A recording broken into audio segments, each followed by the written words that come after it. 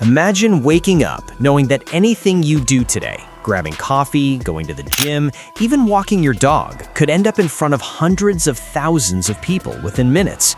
Now add this, you're rehabbing a serious knee injury. Your job depends on how your body responds. And while fans want constant updates, your family wants absolutely nothing to do with the spotlight. That's the reality Sophie Cunningham just opened up about. In a recent sit-down with West Wilson, the WNBA guard pulled back the curtain a bit on what her everyday life actually looks like now that she's a recognizable face in women's basketball. And what she said makes it very clear, being a professional athlete today isn't just about how you play, it's about what you choose to show and what you refuse to show. Sophie explained that she genuinely enjoys letting fans into parts of her world. She likes posting, she likes the interaction, and she understands how important social media is for WNBA players building their brands. But there's a hard line she doesn't cross. Her family is completely off limits. They don't appear on her feeds, they don't show up in content, and that's not an accident. For her, keeping that boundary is non-negotiable. It's how she balances this very public high-pressure career with the normal lives of the people closest to her. The more attention she gets from media and fans, the more she feels that separation has to be protected. It's not about hiding anything dramatic, it's about making sure the people around her don't get pulled into a world they never signed up for.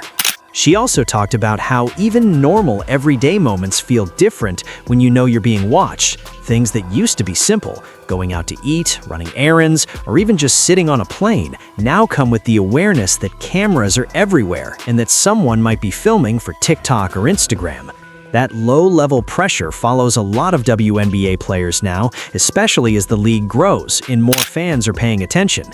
Sophie made it clear that she feels it. She's conscious of how she carries herself, what she says, and what she posts, not just because of her own reputation, but because she doesn't want anything to splash back onto her family or teammates.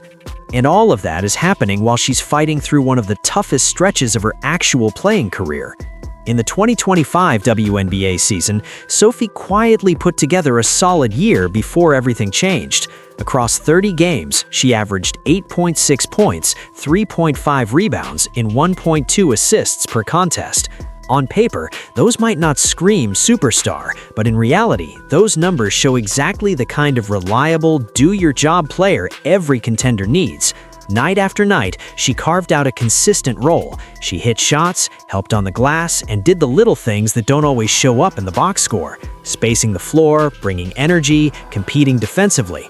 Coaches know how valuable that kind of consistency is. You don't have to run the whole offense through her for her to impact a game. She's the kind of player you can plug into different lineups and trust. Then came the moment every athlete dreads. Partway through the season, Cunningham suffered a medial collateral ligament injury in her right knee. The MCL is one of the key stabilizing ligaments on the inner side of the knee. When it's damaged badly enough, cutting, sliding, and sudden stops, all the core movements of basketball become painful or impossible. The diagnosis meant one thing: her 2025 campaign was over. Being told your season is done is a gut punch for any competitor. One day you're thinking about matchups, game plans, and playoff pushes. The next, your life revolves around MRIs, doctor's appointments, and rehab schedules. For Sophie, it meant shifting from "how can I help my team win this week" to "how do I get my legs strong enough to simply move the way it used to." She was forced into a complete pause. No quick return, no playing through it, just a long, deliberate rehabilitation process. And that brings its own kind of pressure. Physically, you're in the training room every day, doing the same exercises over and over, celebrating tiny gains. One more degree of flexion, a little less swelling, a slightly smoother step on the treadmill. Mentally, you're forced to sit and watch your team play without you. In her situation, that mental side is intertwined with the public side.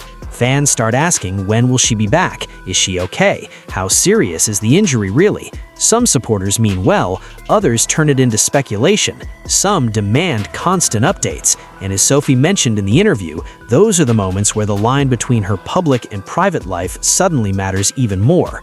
She has to decide what to share about her recovery. A quick update to reassure fans? Maybe. Detailed medical timelines and personal struggles? Not necessarily.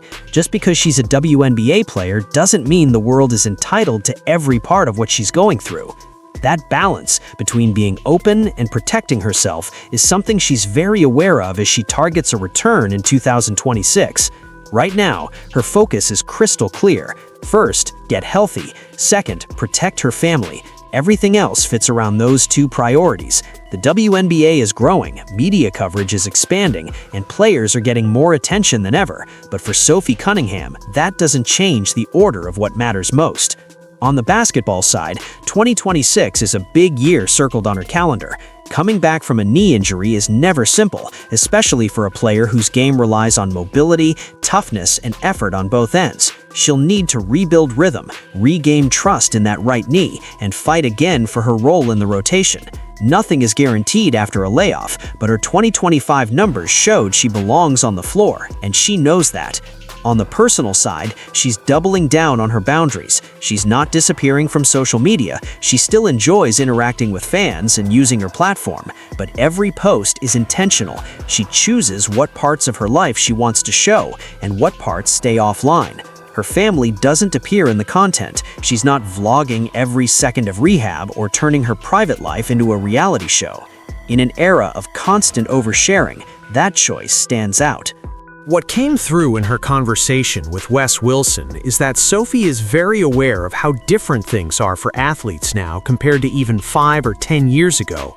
Being a pro in the WNBA used to mean managing your performance and your media interviews.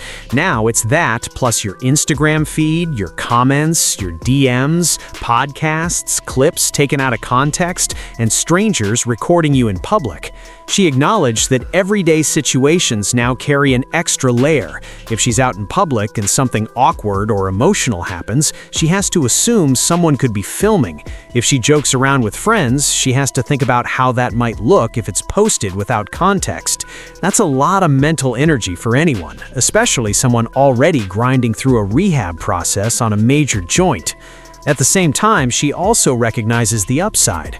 Social media is a big part of why the WNBA's visibility is exploding. Players can build direct relationships with fans, promote their teams, support causes they believe in, and show who they are beyond the jersey. For someone like Sophie, who does have a personality that connects with fans, that can be powerful. But that's exactly why her commitment to keeping her family out of it is so important. She's drawing a line that a lot of people in the spotlight eventually have to draw. I'm okay with people looking at me. I'm not okay with them looking at the people I love who didn't ask for this. That protects her parents, siblings, or any future kids from the ugly side of online attention. As she works toward her 2026 comeback, every decision runs through that lens. What does she say in interviews? What does she post from the gym? How often does she update fans on the knee? When does she disappear from the internet to just focus on getting better? All of that is part of the job now. From a pure basketball perspective, if she can get back to full health, there's no reason to think she can't reclaim or even surpass the level she was at in 2025. An 8.6-point average with solid rebounding and a steady presence across 30 games is exactly the kind of production that keeps you in rotations and earns you trust from coaches. If her knee responds well and she can add to her game during this downtime, her 2026 season could be a strong comeback chapter. But what makes her situation interesting goes beyond the box score. It's how her experience highlights what a modern WNBA career really looks like, a mix of elite performance, injury management, social media strategy, and constant decisions about how much access the world gets to your personal life. Sophie Cunningham is not just navigating a knee rehab, she's navigating fame in a league that is finally getting the attention it deserves, but still figuring out what that level of exposure means for the players themselves. As 2026 approaches, she's choosing to walk that line carefully. Share enough to stay connected, protect enough to stay sane, put health and family first, and when the ball goes up again, let the game speak for itself. So the next time you see a post from a WNBA player rehabbing or talking about their day, remember there's a lot going on behind that decision to hit share. In Sophie Cunningham's case, every move right now is about making sure her comeback season is on her terms, on the court and off it.